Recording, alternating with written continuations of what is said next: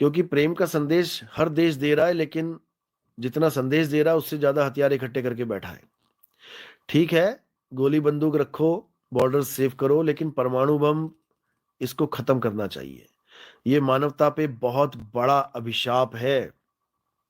आपने को पता ही है कि एक एक बम एक एक शहर को तबाह कर देता है। क्या बचेगा इस दुनिया में अगर एक ने भी ये बेवकूफी कर दी? अगर एक भी देश ये बेवकूफी कर गया तो चूड़ियां किसी ने नहीं पहनी है। फिर तो बस आप ये देखोगे कि आज एक शहर गया पूरा, कल दूसरा गया, परसों आपका नंबर आ जाएगा। समझे? इसलिए पूरे विश्व में एक प्रेम का संदेश भी पहुंचाना है, वसुधैव कुटुंबकम, यानी पूरा संसार हमारा परिवार है। हमारे परमात्मा के ही सब बच्चे हैं, चाहे कोई हिंदू धर्म में है, चाहे कोई मुसलमान, चाहे सिख, चाहे कोई ईसाई, कोई भी किसी धर्म में है। अपनी अपनी धर्म की पूजा पाठ करते रहो, लेकिन मूल ज्ञान को समझ लो, आत्मज्ञान को समझ लो। आत्मा किसी धर्म की गुलाम नहीं है। जब कोई भी धर्म नहीं था तब भी आत्मा थी, और आत्मा को ही सनातन कहते हैं। सनातन वो है जिसे कभी कोई खतरा होता ही नहीं है। अगर कोई ये कहता है कि सनातन धर्म को खतरा है तो उससे बड़ा मूर्ख ने इस दुनिया में कोई नहीं है। क्योंकि सनातन का मतलब ही होता है जो कभी बदले ना, जो सदा एक सा रहे। अब जो सदा एक सा रहेगा उसे क्या खतरा हो सकता है? पहले तो मुझे ये ज्ञानी पंडित बता दें। जो सदा एक सा रहने वाला है उसको तुम बदल ही नहीं सकते, तो उसको मारोगे क्या? जिसको तुम थोड़ा सा भी चेंज नहीं कर सकते उसको मारोगे क्या? इसलिए सनातन धर्म ही एक ऐसा धर्म है जिस पर कभी कोई खतरा मंडरा ही नहीं सकता। और सनातन धर्म खतरे में है, सनातन धर्म खतरे में है। सनातन धर्म खतरे में नहीं है, तुम्हारे मंदिर मस्जिद खतरे में है, तुम्हारे बनाए हुए मंदिर खतरे में है। कल को किसी ने बम से उड़ा दिया, मंदिर की एक ईंट ना बचेगी। लेकिन सारी दुनिया में बम फूट जाए तब भी आत्मा का बाल बांका नहीं कर सकते।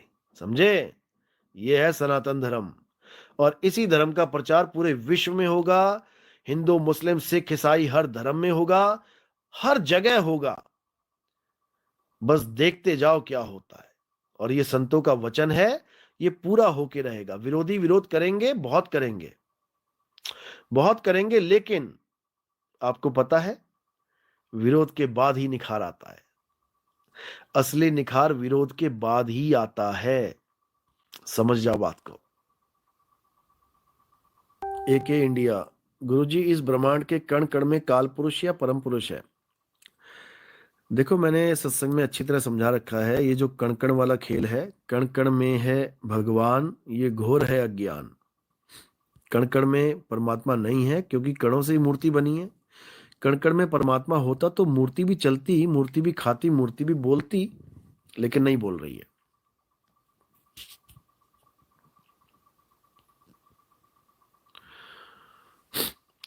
फ्री फायर लवर, सत्य सनातन धर्म सभी धर्मों की जननी है, इससे कोई अछूता नहीं है। बिल्कुल सही बात है, इसमें कोई दो राय नहीं है।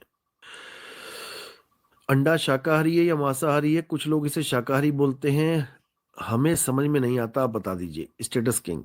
देखो जी, अंडा पहले ये समझ लो कि बनता कहां से है।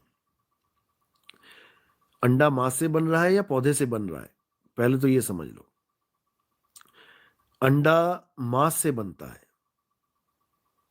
मांस में ही बन रहा है, मुर्गी की योनि में बन रहा है, तो वो आगे चल के मांस ही बनेगा। शाकाहारी कहां से हो गया? शाकाहारी वो होता है जो बीज से, जो आपने बीज जमीन में बोया और जमीन से उग रहा है,